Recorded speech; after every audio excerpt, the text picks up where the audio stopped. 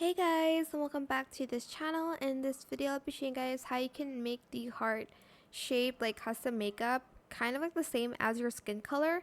You do kind of want to play around with this, so I'm just going to select the heart shape here. You can also do it without the custom makeup, but I'm just going to show it to you here. So go to wheel and get this, and you're just going to want to kind of like adjust the colors a little bit. If you use like this one, it's going to make the heart look pink.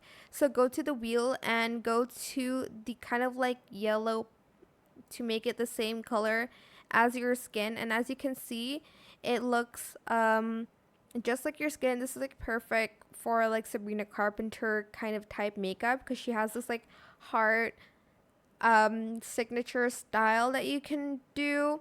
But it also works with other skin tones. Just find the perfect one by kind of going around the wheel to find the perfect match. So this one's like the perfect match, and like it's like a yellow.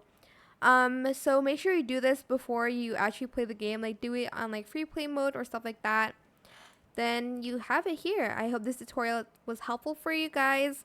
Don't forget to like, comment, share. Also subscribe to this channel if you haven't done that already.